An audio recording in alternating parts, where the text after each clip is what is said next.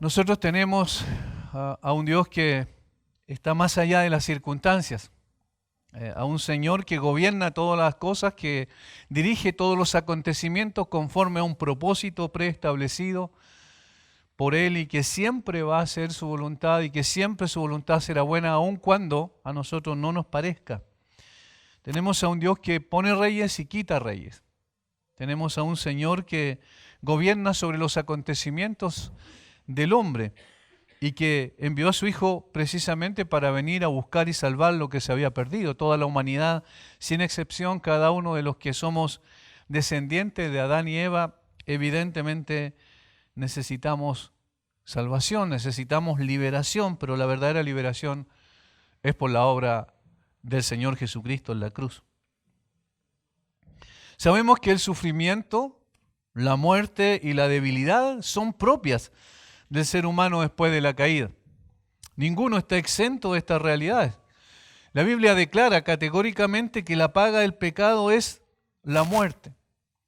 Que Dios dijo al hombre que la muerte era la consecuencia de la desobediencia, y eso fue en el huerto, poco después de que el hombre fue creado. No sabemos cuánto tiempo pasó, pero fue muy poco tiempo después que el hombre, como bien sabemos, se rebeló contra el Señor, dio vuelta a la espalda a Dios y estableció su propio código de conducta y su propio estilo de vida. De esa manera la mujer contradijo al Señor cuando el Señor dijo que no comieran del árbol, dando a entender claramente que ese árbol no era bueno para ellos, no produciría ningún bien, sino por el contrario, el día que de él comieres ciertamente morirás. Pero la mujer, y junto con el hombre, tomaron una decisión distinta, y la mujer dijo el árbol era bueno para comer. Ahí hay una determinación moral en cuanto a que lo que Dios dijo que no era bueno, la mujer dijo que sí era bueno. De tal manera que esa desobediencia trajo consecuencias trágicas a toda la humanidad, como dice el apóstol Pablo en Romanos capítulo 5, versículos 12 en adelante, donde hace una comparación y al mismo tiempo un contraste entre el primer Adán, que por el pecado trajo la muerte a toda la humanidad, y el segundo Adán, que por su obra y su sacrificio en la cruz trae vida a la humanidad. Que el sufrimiento era también parte del castigo de Dios por el pecado, y que el hombre es débil a pesar de su pretendida autosuficiencia. Esas son todas consecuencias del pecado en el huerto. David reconoció este hecho de su debilidad cuando en el Salmo 39 dijo en una oración a Dios: sepa yo cuán frágil soy. En el Salmo 39, versículo 4, específicamente, David habló de lo superficial, de lo vano, de lo pasajero que es el hombre, y luego dice: sepa yo cuán frágil soy. Está pidiendo al Señor que lo haga consciente de su fragilidad. A pesar de eso, nosotros hoy nos sentimos autosuficientes. El pecado nos engaña pensando que somos suficientes nosotros mismos, pensando que las dificultades las vamos a resolver nosotros, que tenemos el poder, la fuerza y la capacidad de poder salir adelante con nuestras propias fuerzas, cuando en realidad esto no es así. Estas tres consecuencias que hemos mencionado son parte del juicio de Dios por el pecado. Tenían al hombre sometido sin esperanza, en la más completa desesperación. Para usar las mismas palabras de David en el Salmo 40, todo hombre está naturalmente en el pozo de la desesperación y en el lodo cenagoso. Eso dice el Salmo 40, versículo 2. En el pozo de la desesperación y el lodo cenagoso, y esas son en un lenguaje, digamos, comparativo, nos hacen ver cuál es la condición real del ser humano. Este es el gran problema del hombre. Este es el problema insolucionable por parte de nosotros. Ningún ser humano, ningún gobierno humano, ninguna persona va a solucionar este problema. El problema del hombre es realmente espiritual antes que social. Es una condición de perdición mucho más de la que nosotros podemos entender, ni siquiera nos imaginamos hasta dónde el hombre está perdido. El apóstol Pablo añade 3 descripciones más sobre la condición real de todo ser humano en Efesios 2:12. Y dice lo siguiente, que en aquellos tiempos, dice, hablando comparativamente entre el pueblo de Israel y los gentiles, respecto a los gentiles, dice, estabais sin Cristo, sin Dios y sin esperanza en el mundo. Sin Cristo, es decir, sin Salvador, sin Dios y sin esperanza en el mundo como consecuencia de lo anterior. Esto es lo que nunca debemos olvidar cuando hablamos de la naturaleza humana. Por esa razón es que el mismo Señor Jesucristo, cuando miraba a las multitudes, las veía como ovejas desamparadas y dispersas, sin guía ni dirección. Como ovejas desamparadas y dispersas, como quien no tiene pastor, decía, es decir, como quien no tenía quien les guiara, quien les condujera, sin sentido, sin propósito su vida. Y eso es lo que pasa con las multitudes. La gente está viviendo su propio mundo creyendo que de esa manera están logrando sus propósitos y sus objetivos por los cuales tienen vida en esta tierra. Sin embargo, la percepción del Señor Jesucristo es distinta. Dice, ellos están desamparados y dispersos. Eso es la visión del Señor y esa es la visión que debe tener la iglesia respecto a la gente. Más allá de circunstancias que efectivamente alguien puede vivir, más allá de la injusticia que es propia y natural del corazón humano. Yo estoy absolutamente seguro que si nosotros estuviéramos en el poder y tuviéramos la autoridad de tomar decisiones para conducir una nación, también sería injusto lo que haríamos, porque somos seres humanos. Hermanos, esto nos debe hacer reflexionar sobre la verdadera necesidad del hombre. Y a eso es lo que apunta el autor de Hebreos, la verdadera necesidad del hombre. Debemos ver al ser humano a través de los lentes de las Escrituras, no de la cultura, ni de la ideología de turno. El hombre necesita mucho más que un cambio en las estructuras sociales. Si el hombre hubiese necesitado un cambio en las estructuras sociales para encontrar la verdadera vida, entonces Jesús lo hubiese hecho. Porque Jesús era Dios hecho hombre, el Todopoderoso. Y entonces hubiese venido a esta tierra y hubiese cambiado las estructuras sociales. En ese tiempo había esclavitud.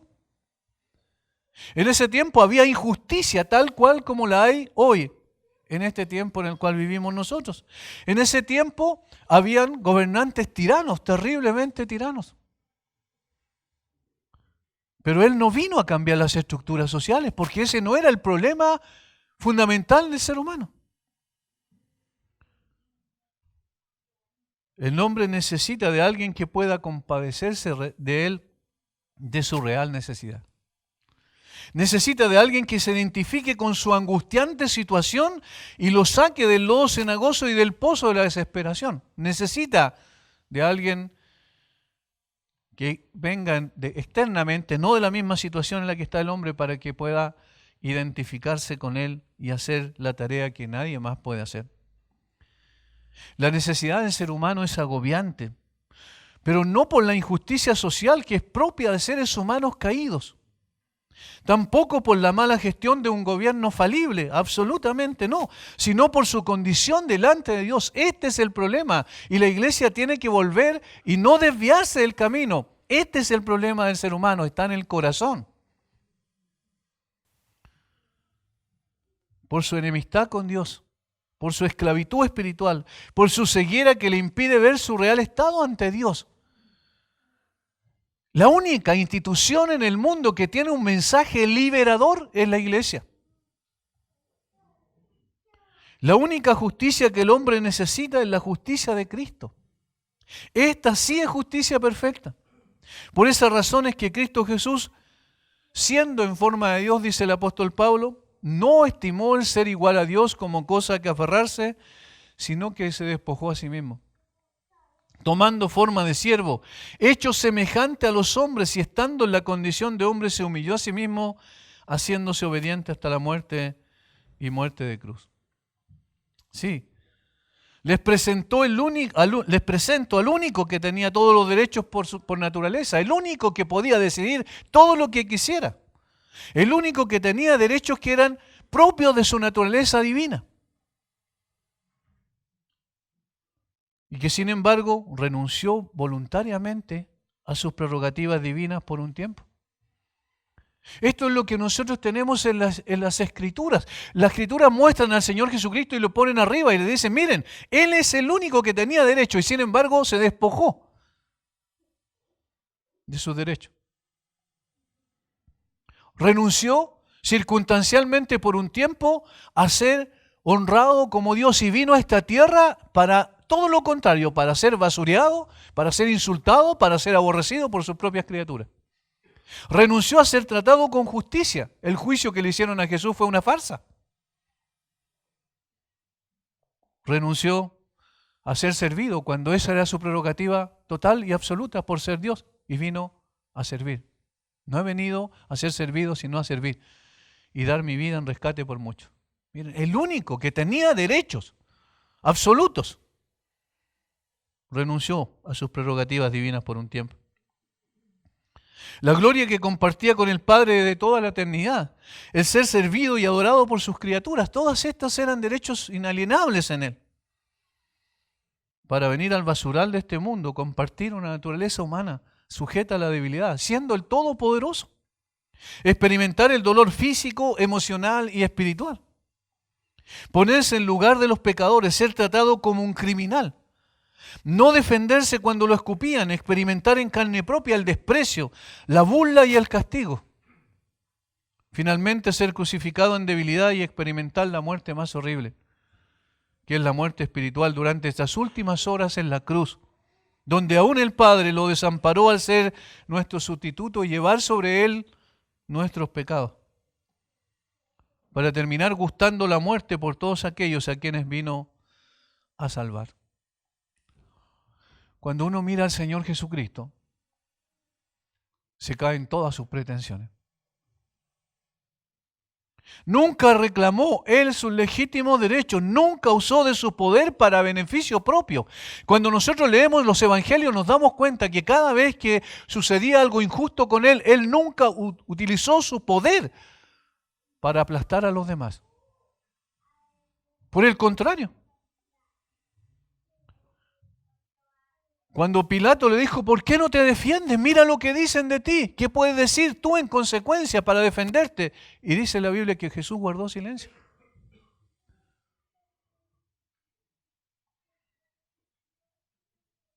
Nunca alzó su voz en favor de sí mismo, ni mandó jamás a los suyos a pedir justicia a los injustos. Nunca le dijo, miren, ustedes si son aplastados por esta tiranía, vayan y entonces reclamen a Herodes, a Pilato. Nunca los mandó a hacer eso. Cumplió cabalmente con la profecía de Isaías que dijo, no gritará, ni alzará su voz, ni la hará oír en las calles. Este es nuestro Salvador.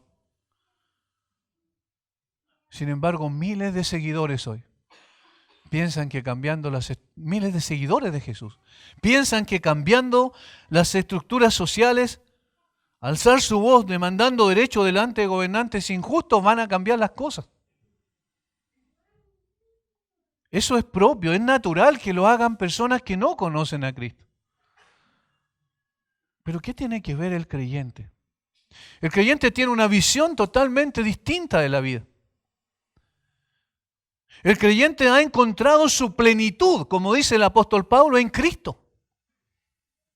Como dice el salmista, ¿quién tengo yo en los cielos sino a ti? Fuera de ti, nada deseo en la tierra. El creyente es feliz en la persona de Jesucristo. El creyente puede disfrutar de su relación con Cristo hoy y para siempre, aunque las cosas vengan muy mal. Lo que dice la Biblia es que debemos orar. Y esa oración es una dependencia de Dios y no dependencia de las circunstancias. Hermanos, muchas veces pensamos que necesitamos gobiernos más justos, pero en realidad necesitamos de creyentes más dependientes de Dios y no de los hombres. Necesitamos volver nuestra mirada a nuestro Redentor y ver cómo Él es suficiente. Estamos completos, satisfechos, plenos en Él. No necesitamos nada más fuera de Él. Si Cristo no es suficiente para nosotros, entonces no estamos en Cristo. Y estamos equivocando el camino. El libro de Hebreos nos dice cuáles son las razones por las cuales Cristo se identificó con nosotros tomando una naturaleza humana. Nosotros hemos visto algunas de estas razones, pero ahora vamos a volver y hacer una mirada general del versículo 10 al versículo 18 para ver la razón por la cual Jesús se identificó con nosotros, la razón por la cual tomó una naturaleza humana, la razón por la cual vino a esta tierra en forma de hombre. Y son tres cosas al menos, que tienen que ver con su identificación, es decir, con el compartir nuestra naturaleza para vivir en sí mismo, en la experiencia propia, personal, lo que significa las consecuencias del pecado. Aun cuando Él nunca pecó, sin embargo, llevó sobre sí nuestras aflicciones, nuestras necesidades y nuestras debilidades. Y estas son las tres cosas que vamos a ver. Primero, se identificó con nuestra aflicción o nuestras aflicciones, podríamos decir en plural. Versículo 10. Porque convenía aquel por cuya causa son todas las cosas, y porque en todas las cosas subsisten, que habiendo de llevar muchos hijos a la gloria, perfeccionase por aflicciones al autor de la salvación de ellos. Perfeccionase por aflicciones al autor de la salvación de ellos. Y evidentemente, si el Señor Jesucristo se hubiese mantenido como Dios sin descender a esta tierra y tomar una naturaleza humana, nunca hubiese experimentado eso. La encarnación de Cristo es uno de los hechos más extraordinarios de la teología. Es una de las cosas más grandiosas que nosotros podemos ver en las Escrituras. Que Dios, el Dios santo, justo, bueno, absolutamente perfecto, completo en sí mismo, venga y añada a su naturaleza divina una naturaleza humana, es un milagro extraordinario. Que Dios se haga hombre es un hecho y un misterio al mismo tiempo. Es un hecho porque la Biblia declara categóricamente que así fue, eso ocurrió. Y eso lo dice en Lucas, ahí registra el hecho histórico, ¿cierto? En Lucas capítulo 1, versículo 26 al 28, cuando el ángel le anuncia a María qué es lo que iba a pasar y cuál era la característica de aquel que iba a nacer de ella. Lucas 1, 26 en adelante. Al sexto mes el ángel Gabriel fue enviado por Dios a una ciudad de Galilea llamada Nazaret, a una virgen desposada con un varón que se llamaba José, de la casa de David, y el nombre de la virgen era María. Y entrando el ángel en donde ella estaba, dijo: Salve, muy favorecida, el Señor es contigo, bendita tú entre las mujeres. Mas ella, cuando le vio, se turbó por sus palabras y pensaba: ¿qué salutación sería esta? Entonces el ángel le dijo: María, no temas, porque has hallado gracia delante de Dios. Y ahora concebirás en tu vientre y darás a luz un hijo, y llamarás su nombre Jesús. Este será grande, será llamado Hijo del Altísimo, y el Señor Dios le dará el trono de David su padre. Y reinará sobre la casa de Jacob para siempre, y su reino no tendrá fin. Entonces María dijo al ángel: ¿cómo será esto? Pues no conozco varón. Respondió el ángel, le dijo: el Espíritu Santo vendrá sobre ti y el poder del Altísimo te cubrirá con su sombra, por lo cual también el santo ser que nacerá será llamado Hijo de Dios. Será llamado Hijo de Dios. Los judíos entendían que cuando alguien se calificaba como Hijo de Dios, en un sentido singular, como lo hizo el Señor Jesucristo, estaba diciendo que era Dios. Y por eso es que en muchas ocasiones lo quisieron apedrear, por esta blasfemia, entre comillas. Este es el hecho. Esto es lo que ocurrió efectivamente. Pero no son los evangelios los que nos cuentan las implicancias de lo que Jesús hizo, sino son las epístolas. Ellos enseñan la teología derivada de este hecho histórico, es decir, qué significa la encarnación de Cristo. Las razones del por qué tomó una naturaleza humana. El contexto de nuestro texto nos retrotrae al mismo principio de la creación del hombre y el propósito que Dios tenía para su criatura. Eso dice en versículo 5 al 9 de Hebreos, que nosotros ya hemos visto en una forma específica. Sin embargo, ese propósito no se ha cumplido debido a la desobediencia del hombre en el Edén. Eso es lo que nos dice. Versículo 9 al final, versículo 8 al final digo, pero todavía no vemos que todas las cosas le sean sujetas. Todavía no se ha cumplido ese objetivo, ese propósito por el cual Dios creó al hombre para que señoreara, para que gobernase sobre todas las cosas. Y eso es producto de la desobediencia en el Edén. Por esa razón es que Dios envió a su Hijo al mundo para que fuese, dice el texto, perfeccionado por aflicciones. Y sea así, de esa manera, el autor de nuestra salvación. Esa es la primera razón del por qué Cristo se hizo hombre. La misma verdad es reiterada en Hebreos capítulo 5, versículo 9. Miren lo que dice allí. Y habiendo sido perfeccionado, vino a ser autor de eterna salvación para todos los que le obedecen. Y habiendo sido perfeccionado, vino a ser autor de eterna salvación. ¿Cuál es la razón por la cual vino? Para ser autor de eterna salvación. Para entender mejor esta razón es necesario saber que la aflicción, el dolor, es parte del juicio de Dios por el pecado del hombre. ¿De dónde viene el dolor? ¿De dónde vienen las aflicciones que nosotros experimentamos, tanto físicas como de otra naturaleza? Bueno, veamos el texto bíblico. La Biblia interpreta a la Biblia. Génesis capítulo 3, versículos 16 y 17. Esto es en el contexto del juicio de Dios por causa de la desobediencia del hombre. En el huerto, versículo 16, dice a la mujer: multiplicaré en gran manera los dolores en tus preñeces, con dolor darás a luz a los hijos, y tu deseo será para tu marido y él se enseñoreará de ti. Fíjense lo que dice: con dolor darás a luz a los hijos. Evidentemente, antes de eso, el Señor tenía establecido que pudiese dar a luz hijos, porque de lo contrario no podrían fructificar y multiplicarse, como fue el mandato original, ¿verdad? Pero no existía el dolor. Lo que se añade aquí no es el hecho de que dé a luz hijos, sino lo que se añade es el dolor cuando lo haga. Eso es consecuencia del juicio de Dios sobre el pecado. Versículo 17, y al hombre dijo: por cuanto obedeciste a la voz de tu mujer y comiste del árbol que te mandé diciendo no comerás de él, maldita será la tierra por tu causa.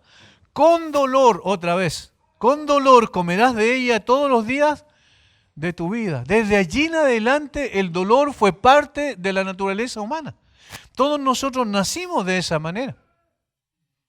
Lo primero que hace un bebé cuando nace es llorar. Y de ahí en adelante estamos sujetos a diferentes tipos de aflicciones y dolencias. Eso es parte de nosotros, de nuestra naturaleza. Pero es consecuencia ¿de qué? Del pecado. Por lo que cada ser humano que ha existido sufre aflicciones de diversos tipos. De hecho, aún la naturaleza está sujeta a corrupción por causa del pecado del hombre. Es increíble hasta dónde alcanza el pecado y las consecuencias de él. En Romanos capítulo 8 el apóstol Pablo se refiere a esto, hablando también de las aflicciones y comparándolo, contrastándolo, mejor dicho, con la gloria venidera. Romanos 8, 18. Pues tengo por cierto que las aflicciones del tiempo presente no son comparables con la gloria venidera que en nosotros ha de manifestarse. Porque el anhelo ardiente de la creación es el aguardar la manifestación de los hijos de Dios. Porque la creación fue sujeta a vanidad no por su propia voluntad, sino por causa del que la sujetó en esperanza. Porque también la creación misma será libertada de la esclavitud de corrupción a la libertad gloriosa de los hijos de Dios, porque sabemos que toda la creación gime a una y aún está con dolores de parto hasta ahora. Es decir, el dolor no solo tiene que ver con el hombre, que en esencia, ¿cierto?, es el culpable del pecado de dar vuelta a la espalda a Dios, sino que esto también contaminó a la misma creación. Y Pablo personifica a la creación allí, le da como una característica de persona para que podamos entender que aún la creación dice gime a una. Es decir, está suplicando porque se cambie su condición, su situación. Siendo entonces, hermanos, la aflicción parte del hombre por causa de su pecado, Cristo se hace hombre. Viene a una tierra corrompida por el pecado, se identifica experimentalmente con el hombre caído integralmente y lleva sobre sí no solo el pecado, sino también las aflicciones que ello comporta. Es decir, Jesús al identificarse con nosotros también lleva sobre sí las consecuencias de ese pecado. Como sustituto, su identificación es tan completa que lleva el pecado de aquellos por los cuales vino a morir al mismo tiempo que sus consecuencias. Él experimentó, por tanto, las aflicciones como nosotros a causa de ella, y a causa de ella fue calificado para ser autor de nuestra salvación. Eso es lo que está diciendo el autor de Hebreos.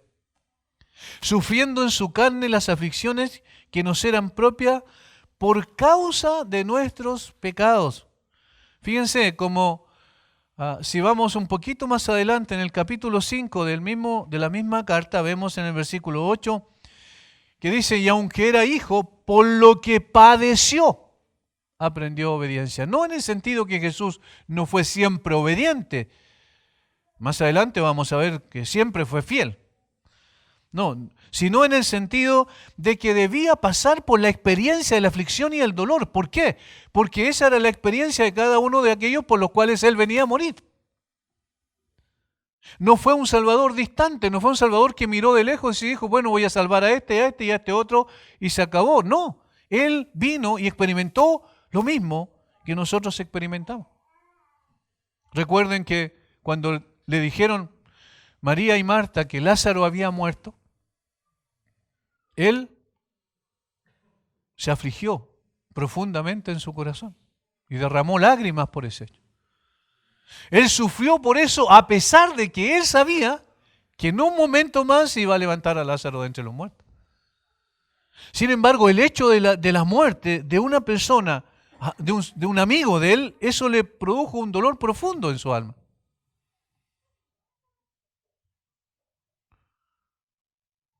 Lo que está diciendo entonces la Escritura es que era imprescindible que Cristo fuera hecho hombre, era imprescindible. De lo contrario no podría salvar al hombre. Como alguien dijo, cuando Dios quiso salvar a los hombres, lo hizo por medio de un hombre. En contraste a los dioses falsos, estos no guardaban ninguna relación con los humanos. Los dioses que tenían los paganos no guardaban ninguna relación con los humanos, estaban distantes de los humanos. De hecho, los humanos tenían que buscarlo y hacerle sacrificios para apaciguar su ira, según ellos entendían. Alguien escribió, cuando los griegos pensaban en la relación de sus dioses con la humanidad, su idea clave era la indiferencia. Pero la idea clave del Evangelio es la identificación. Por medio del sufrimiento, Jesucristo se ha identificado con la naturaleza humana. Entonces, cuando nosotros pensamos en gente dolida, sufriendo diferentes situaciones por diferentes causas, hay un solo consuelo posible, y ese está en Jesucristo. Cuando nosotros pensamos en el dolor físico o emocional, solamente en Cristo podemos encontrar el consuelo porque Él experimentó esas cosas sin tener por qué hacerlo. Simplemente lo experimentó porque se identificó con nosotros. Lo más maravilloso del Evangelio es que cuando Dios quiso salvar al hombre, envolvió su mensaje en una persona, la persona de su Hijo, y lo trajo a esta tierra en semejanza de hombre. El Evangelio no es meramente un mensaje, sino que el mensaje está implícito en la persona del Salvador. Es decir, la salvación y el Salvador es una sola cosa. Es imposible interpretar y entender el dolor y la aflicción sin experimentarla. Nosotros decimos, uy, me duele lo que pasó con la otra persona, pero no tiene nada que ver el dolor que uno sienta con la que realmente está experimentando esa persona que está pasando por la aflicción, ¿verdad?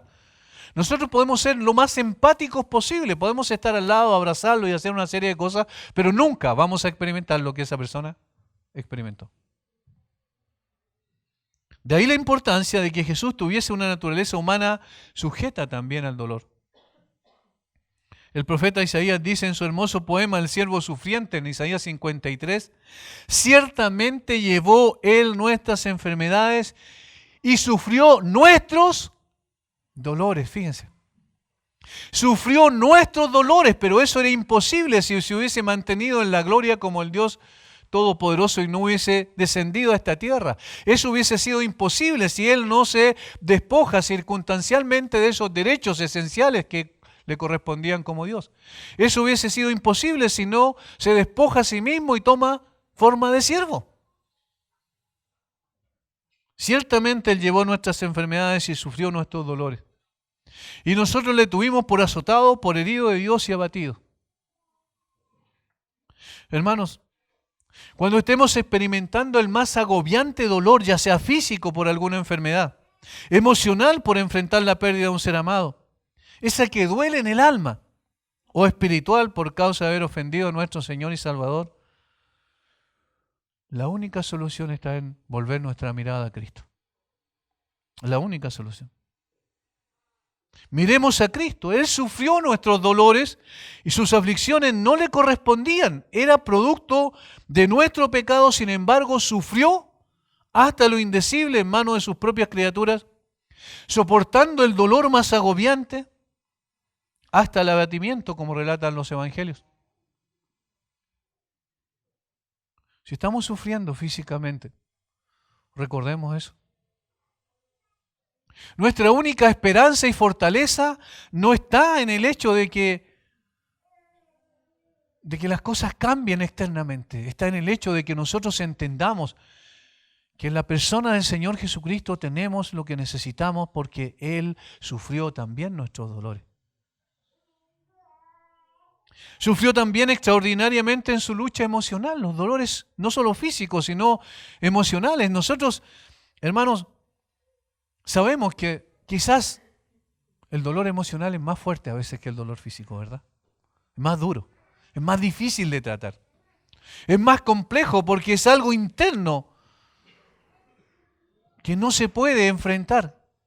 Un dolor físico se puede acudir a un analgésico potente, ¿verdad? En el día de hoy hay analgésicos muy fuertes que se han producido para precisamente aliviar el dolor. Pero el dolor del alma no es aliviado con eso. Miren, el Señor Jesucristo experimentó ese dolor emocional en su lucha en el huerto de Getsemaní, en la antesala de la cruz. Ni siquiera sus más cercanos amigos pudieron velar con Él un momento. Pedro, Juan y Jacobo, ven conmigo, vamos al huerto y vamos a orar. Quédense aquí. Fue un poco más adelante y oró y ellos se quedaron dormidos, ¿recuerdan? Pero el Señor Jesucristo estuvo allí orando a su Padre y luchando en oración. Padre, si es posible que pase de mí esta copa, pero no se haga mi voluntad sino la tuya. 3 veces dijo lo mismo. Pero en todo ese proceso, la Biblia describe cuán extraordinario fue su dolor, su aflicción, su extrema tensión emocional y psicológica. Fue tan extrema esa aflicción que Lucas dice que el lugar de sudor era sangre que brotaba de su frente. Un fenómeno que solo se da en circunstancias límite de sufrimiento emocional y psicológico. Esta situación ha sido corroborada por la ciencia que es posible que se dé cuando hay una tensión tal, tan profunda, tan intensa, que finalmente el lugar de sudor cae como especie de gota de sangre por su frente. ¿Alguien puede entender o siquiera acercarse al dolor emocional que él experimentó y psicológico allí en el Getsemaní? Ninguno de nosotros. Finalmente dice la Biblia que no solo sufrió físicamente, a través de los azotes, ¿cierto? Y todo aquello, no solo sufrió emocional y psicológicamente, sino también sufrió espiritualmente. Y esa es la parte, el clímax de su sufrimiento, quizás es lo más importante. Porque sufrió la muerte espiritual que tú y yo debíamos sufrir. En esas 3 largas horas últimas largas horas en la cruz, no encontró consuelo alguno, tampoco recibió respuesta a su clamor. Fue tan profundo su dolor que el salmista, anticipando ese momento, dice que se veía a sí mismo como un gusano y no como un hombre. Mas yo soy gusano y no hombre, dice el salmista del Salmo 22, anticipando la experiencia del Señor Jesucristo. Él se veía a sí mismo como un gusano y no como un hombre, porque de hecho el pueblo de Dios siempre clamó a Dios y Dios le escuchó y Dios respondió. Pero allí no hubo respuesta de parte del Padre, ninguna. Hubo un silencio terrible ante los gritos desesperados de Jesucristo. Esa es la separación, esa es la muerte segunda de la que habla la Biblia. Fue circunstancial, sí, fue por un momento, sí, pero fue más terrible que todos los sufrimientos que nosotros podríamos concebir alguna vez. ¿Y por qué ocurrió eso? ¿Por qué sufrió físicamente? ¿Por qué sufrió emocional y psicológicamente? ¿Por qué sufrió espiritualmente la muerte espiritual literalmente en la cruz? Por causa de nosotros. Porque se identificó con nuestras aflicciones. Entonces, cuando nosotros pensamos en cómo poder ser empáticos con otra persona, ¿saben? La manera más empática que podemos tratar con esa persona es llevarle el Evangelio de Jesucristo, porque le estamos mostrando a aquel, el único que puede darle consuelo. Le estamos diciendo, yo no puedo. Nosotros los pastores también somos limitados absolutamente. No podemos dar consuelo a la gente, pero sí sabemos quién nos consuela en todos nuestros dolores y aflicciones. Jesucristo vino, tomó una naturaleza humana para identificarse con nuestro dolor. Ahora, ¿por qué lo hizo? Porque simplemente fue la determinación soberana que Él tomó y movido por compasión y amor hacia nosotros, sufrió nuestros dolores.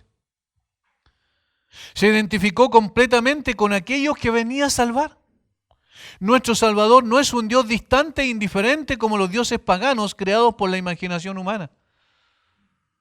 Como dice Moisés en Deuteronomio capítulo 4, versículo 7, porque ¿qué nación grande hay que tenga dioses tan cercanos a ellos como lo está Jehová, nuestro Dios, en todo cuanto le pedimos? Hermanos, el pobre y el rico pueden identificarse con Jesús y experimentar ese consuelo, ese alivio a través de la fe en Él. Jesús vino a morir por pobres y ricos. Jesús vino a morir por los dueños del capital y por los obreros. Jesús no hace distinción de personas. Él se identificó con la aflicción de unos y otros. A veces pensamos equivocadamente que los pobres sufren y los ricos no. Los ricos sufren a veces mucho más, porque sus riquezas no le pueden dar la satisfacción a su alma. De tal manera que esto no se trata de una lucha de clase. No se trata de sacar al más rico y bajarlo y subir al pobre. Eso es lo que dicen las ideologías políticas, que sabemos que son utopías, que son castillos en el aire, que son meras fantasías, porque nunca vamos a llegar a esa situación de igualdad absoluta. No existe la igualdad absoluta. ¿Saben dónde somos iguales espiritualmente? En Cristo. No hay pobre ni rico. No hay esclavo ni libre. No hay hombre ni mujer. El Señor Jesucristo vino a identificarse con nuestra aflicción y la única persona que puede darnos consuelo en nuestro dolor es precisamente Él. Por eso, de esa manera, dice, se transformó en el autor de nuestra salvación. ¿Qué Salvador es tan cercano a nosotros que haya tomado nuestra naturaleza, haya sufrido nuestros dolores como lo es nuestro Señor Jesucristo? Absolutamente nadie. Él solo es nuestro Salvador y Señor. A Él solo debemos obediencia, honra, gloria y honor. Solo a Él. Y nuestras rodillas se van a doblar solamente delante de Él. A Él solo debemos absoluta lealtad. A Él solo debemos seguir, aunque todos los demás seres humanos que habitan la tierra sigan ideales nacidos en corazones de hombres impíos. Nosotros solo nos mantendremos fieles a nuestro glorioso Salvador, porque nadie más se identificó con nuestro dolor como Él sí lo hizo. En segundo lugar, versículos 14 al 16 de nuestro texto, se identificó con nuestra necesidad más grande. Así que por cuanto los hijos participaron de carne y sangre, Él también participó de lo mismo, para destruir por medio de la muerte al que tenía el imperio de la muerte, esto es, al diablo, y librar a todos los que por el temor de la muerte estaban durante toda la vida sujetos a servidumbre. Porque ciertamente no socorrió a los ángeles, sino que socorrió a la descendencia de Abraham. Si Cristo tomó nuestra naturaleza humana solo para llevar nuestros dolores y experimentar en sí mismo lo que eso implicaba, pero no hubiese muerto en nuestro lugar pagando la deuda que nuestro pecado exigían, no sería más que un hombre digno de admirar, pero sin trascendencia. Porque obviamente vendría a identificarse con nuestros dolores y aflicciones, pero si no muere, y eso es lo que destaca ahí el texto bíblico, por medio de la muerte, si no muere en el lugar de los culpables, si no da su vida por aquellos a los cuales vino a salvar, entonces no habría salvación. Es como lo que pasaba con el Cordero en el Éxodo, ¿cierto? En el último juicio de Dios sobre Egipto. El pueblo de él tenía que apartar un cordero el día 10, el día 14 sacrificarlo, pero si lo dejan simplemente en la puerta al cordero vivo, amarrado a la puerta, no servía absolutamente nada. Tenía que morir, porque la paga del pecado es muerte. Por eso es que el verso 14 da cuenta de que añadió a su naturaleza divina una naturaleza humana para venir a satisfacer nuestra más grande y trascendente necesidad. Ser libre de nuestra servidumbre. Esa es lo más importante. Y librar a todos los que por el temor de la muerte estaban durante toda la vida sujetos a servidumbre. A eso vino el Señor Jesucristo. Por eso tomó forma humana. Esencialmente, esa es la necesidad más grande del hombre. No hay ninguna necesidad más grande que eso. Nuestra esclavitud espiritual. Ese es el problema mayor. Fíjense que dice dos cosas: librarnos del esclavizador, el diablo, y de la esclavitud, el pecado. Por un solo acto Jesucristo logró ambos propósitos. Derrotó al que tenía el imperio de la muerte y libró a todos aquellos que vino a salvar de la esclavitud de la muerte. Hermanos, el problema del ser humano no son sus malos gobiernos, sino su corazón. La corrupción de su naturaleza es el problema. Y de hecho, hay malos gobiernos porque el hombre es malo. El hombre es corrupto, por esa razón sus actos son corruptos. Solo quiero colocar un ejemplo para ver qué persona puede quedar libre de esto. Siempre vemos la corrupción en los aparatos estatales. En las instituciones estatales. Siempre vemos la corrupción en ese aspecto. Pero la pregunta es la siguiente: si un muchacho copia en un examen en el colegio, ¿eso no es corrupción? Si una persona miente para tratar de escudarse de tener un problema mayor, para tratar de evitar ese problema, ¿eso no es corrupción? ¿Y quién no ha mentido alguna vez? Entonces, todos somos corruptos en esencia. Eso es lo que dice la Biblia. De hecho, en Génesis capítulo 6, la razón por la cual vino el diluvio es precisamente esa. Porque los hombres estaban corrompidos completamente. El pecado tiene esa característica desintegradora. como estábamos viendo en la Academia Teológica. La corrupción es el verdadero problema del hombre y por eso está encadenado por su propia corrupción. El pecado es el que lo encadena, no lo deja vivir para Dios, adorar y honrar a Dios como es debido, de acuerdo a la razón por la cual fue creado. Para gloria mía los he creado, los formé y los hice, dice Isaías 47. Por tanto, la opresión del ser humano no viene de afuera, sino de su propio corazón. Qué lamentable cuando creyentes, sinceramente, de seguro, piensan que un cambio en las estructuras sociales traerá justicia y bienestar. Es un cambio en el corazón el que trae justicia y bienestar. Yo les doy vida, dice Jesús, y una vida abundante. Si vivimos mucho o vivimos poco, no es tan importante la cantidad de años que vivamos. Lo más importante, ¿saben qué es? La calidad de vida que tengamos. Y esa calidad de vida es asegurada solo por la persona de Jesucristo. Vida en abundancia. De la misma manera cuando le dice que les da paz, le dice, yo no la doy como el mundo la da. Hace una diferencia notable. Es la calidad de la paz la que importa.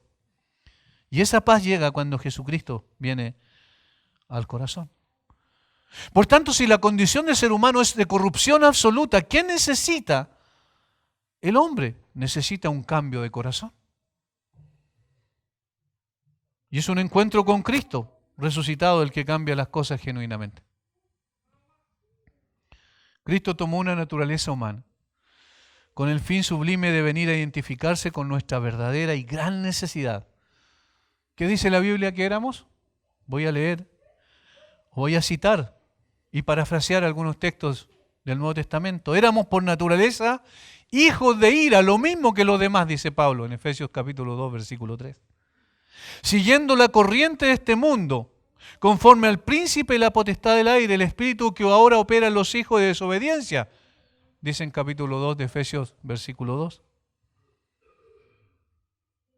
Esta es la realidad de cada persona que nace en esta tierra.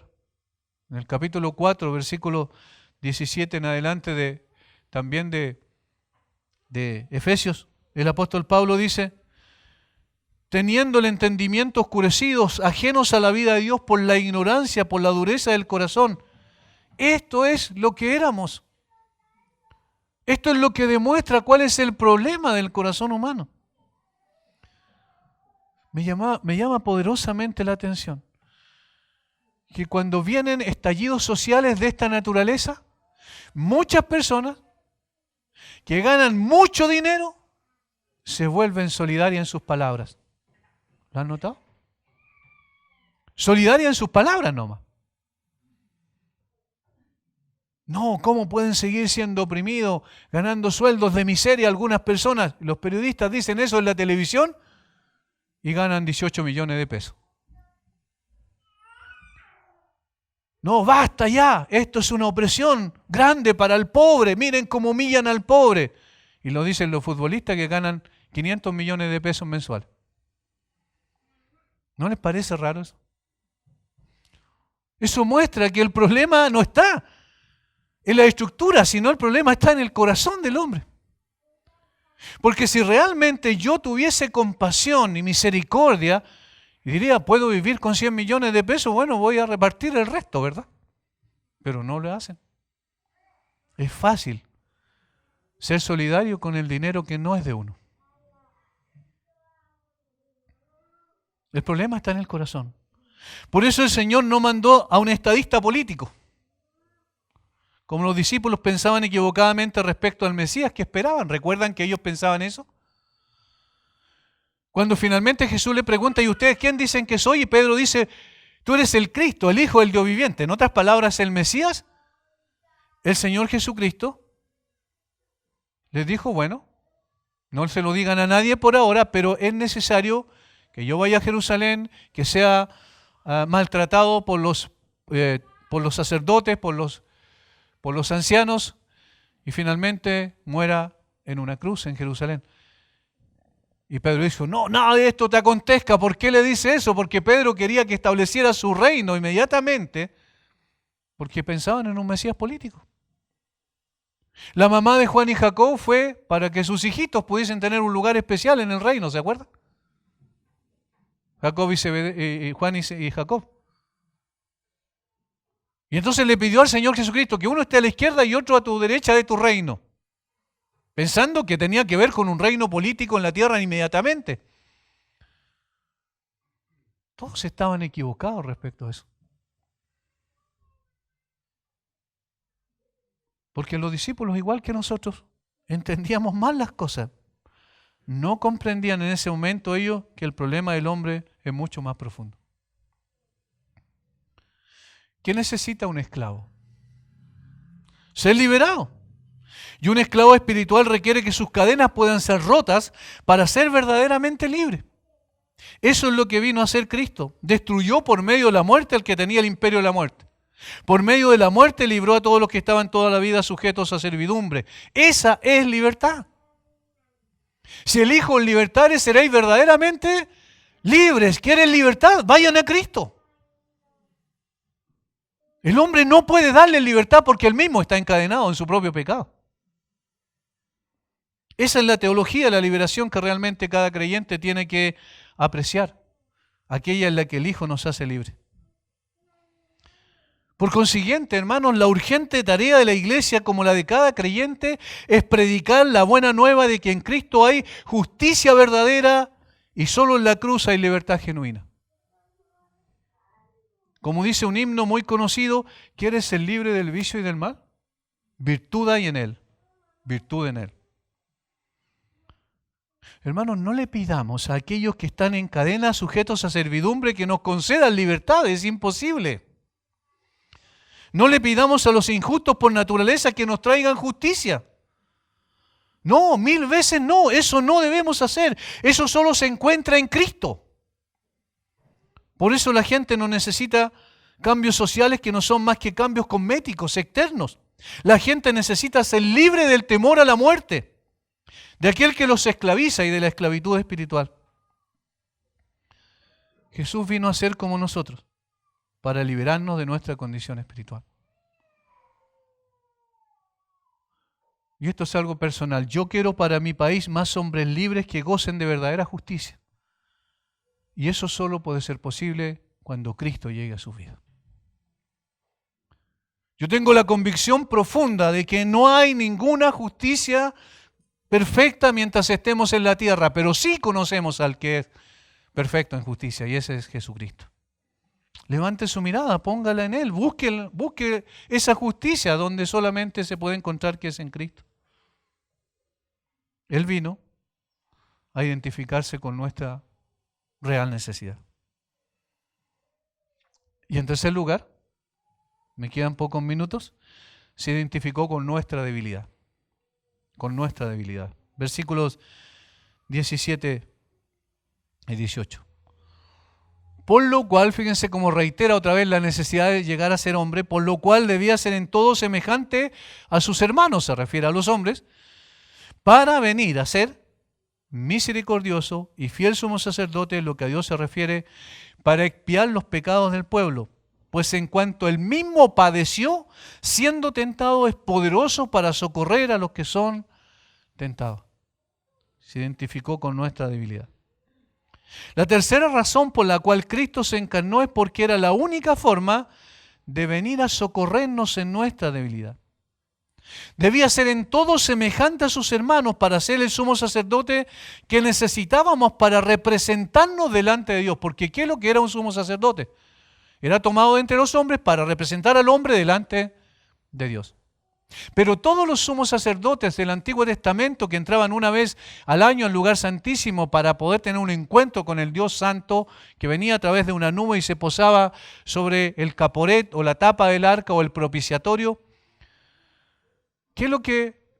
¿cuál era el problema de esos sumos sacerdotes? Más adelante lo va a explicar de una forma muy clara y extendida el autor de Hebreos. El problema es que eran todos imperfectos. El problema es que todos ellos primero tenían que presentar una ofrenda por sí mismos y después presentar una ofrenda por el pueblo. Y por eso es que moría uno y debía reemplazar lo otro, y así sucesivamente por siglos y siglos ocurrió esto. ¿Cuál era la idea? ¿Cuál era la enseñanza que se prefiguraba a través de eso? Era la necesidad de un mediador entre Dios y los hombres. Y eso es lo que vio Job en el capítulo 9, versículos 32 y 33. Es lo que anticipó Job, dándose cuenta que requería urgentemente un mediador, porque él no podía comparecer delante de Dios para poder justificarse. Porque no es hombre, y ahí te está refiriendo a Dios, porque no es hombre como yo para que yo le responda. Y vengamos juntamente a juicio, dice Job. No hay entre nosotros árbitro, y ahí ve la necesidad. Es como si mira a todos lados, habrá algún mediador, algún árbitro que ponga su mano sobre nosotros dos, sobre Dios y sobre Él. ¿Habrá alguien? Sí, hay uno. Se llama Jesucristo, Dios hombre. El sistema de sacrificio requería un mediador que representara al hombre delante de Dios. Pero todos eran imperfectos por causa de sus pecados. Ese es el gran problema. Por esa razón Cristo tomó una naturaleza humana, para identificarse con los hombres y ser perfecto mediador delante de Dios. ¿Por qué perfecto? Porque fue sin pecado. Un sumo sacerdote que tuviese estas dos características, misericordioso y fiel. Misericordioso porque es el único que podía compadecerse de nuestra necesidad y debilidad. En Cristo Dios nos trata no como merecemos, sino según lo que necesitamos, es decir, con misericordia. Lo que nos ganamos delante de Dios es el juicio de Dios sobre nosotros por nuestro pecado, pero lo que recibimos en Cristo es misericordia. ¿Y fiel? Porque Cristo es el único hombre fiel que ha pisado en la tierra. El hacer tu voluntad, oh Dios, me ha agradado, había dicho anticipadamente en el Salmo 40. Mi comida y mi bebida es que haga la voluntad del que me envió, dijo a los discípulos en el contexto de la conversación con la mujer samaritana. El propio Padre dijo de él, no una sino dos veces, este es mi Hijo amado en el cual tengo complacencia. Ningún hombre podía cumplir con eso. Jesucristo, el hombre perfecto, sí. Ningún sumo sacerdote tomado entre los hombres podía cumplir con este requisito. Alguien escribió, el sumo sacerdote llevaba puesto un pectoral que tenía piedras con el nombre de las tribus de Israel grabado en ellas, en su pecho y en sus hombros. Por lo tanto, el sumo sacerdote estaría en constante empatía con el pueblo de Dios en su pecho, llevándonos en su corazón y en su trabajo, en los hombros. Jesús no llevaba puesto el pectoral del sumo sacerdote, pero la herida en su pecho y la cruz en sus hombros son un testimonio mucho más elocuente de su corazón por nosotros y de lo que hizo por nosotros. Vino a esta tierra llena de maldad, vivió una vida perfecta. Fue tentado de una manera que ninguno de nosotros podía haber resistido ahí en el desierto. Venció la tentación y fue a la cruz para hacer la propiciación por nuestros pecados. Esa es la palabra que se traduce como expiar en nuestra Reina Valera. Y porque padeció siendo tentado, es poderoso para socorrernos en nuestra tentación. Esa es la misma verdad que encontramos en el capítulo 4, versículo 15. Porque no tenemos un sumo sacerdote que no pueda compadecerse de nuestras debilidades, sino uno que fue tentado en todo según nuestra semejanza, pero sin pecado.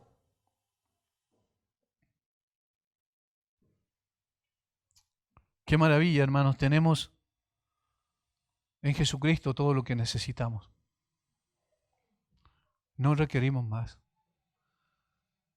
Que la iglesia no sea seducida y engañada pensando que necesitamos algo más. Necesitamos a Cristo, pero necesitamos además otra cosa en la sociedad. No, necesitamos solo a Cristo. ¿Saben cuál es la verdadera revolución? Es el cambio del corazón. Porque allí esa persona en que el Señor Jesucristo saca su corazón de piedra y coloca un corazón de carne, le da una nueva naturaleza y esa persona ahora tiende a honrar a Dios y tiende a amar a su prójimo. Y ahora esa persona está dispuesta a ayudar, como dice el apóstol Pablo. Hagamos bien a todos, mayormente a los de la familia de la fe.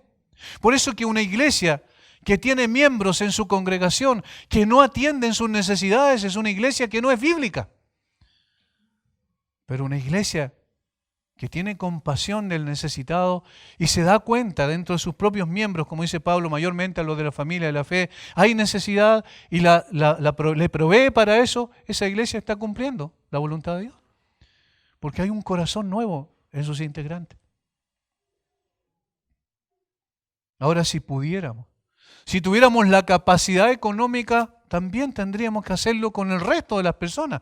Pero bien sabemos que los recursos son limitados. Pero eso, ¿por qué se produce? ¿Cómo una persona cambia su mentalidad? Solamente por la obra de transformación del Señor Jesucristo. Él no solo nos salvó, también nos preserva y sostiene en nuestra debilidad mientras estamos en el cuerpo. Nunca se cansará de nosotros. Nunca. Hay alguien que nunca se cansará de nosotros porque nos entiende. Como nadie, incluso más que nosotros mismos, y nos fortalece como nadie. Alguien dijo, esta es el arma más poderosa contra la desesperación y el fundamento más firme de esperanza y consuelo que cualquier creyente pecador penitente pudiera desear o tener. No hay nada más grande que acudir a Jesucristo. Cuando estamos débiles, cuando no tenemos fuerzas, cuando parece que ya nos vamos a deslizar, cuando somos tentados, entonces allí está nuestro sumo sacerdote que puede compadecerse de nosotros. El único que nos levanta, el único que nos alienta, el único que cambia nuestra aflicción en gozo. El único. Por eso le dijo a sus discípulos pocas horas antes de morir, no se preocupen, van a ser afligidos, pero después su dolor se transformará, su tristeza se transformará en gozo. Y hermanos, eso es lo que tenemos que predicar y compartir con el resto. Aprovechando esta coyuntura social compleja, nosotros debemos anunciar al Señor Jesucristo, decirle a los demás, mira, aquí hay una identidad correcta, porque Él se identificó con tus aflicciones, Él se identificó con tu gran problema y Él se identifica con tu debilidad. Pero ve a Cristo en arrepentimiento y fe. Es la única manera. Puedes estar años y años en la iglesia, pero si no te arrepientes y confías en Cristo, no hay ninguna esperanza para ti. Por eso es necesario que ahora, una persona vaya genuinamente a Cristo. No hay más que un Salvador, no hay más que un Señor. Y Él es suficiente. Y se llama Jesucristo. Padre, gracias por tu palabra, Señor. Gracias por Jesucristo, nuestro Señor.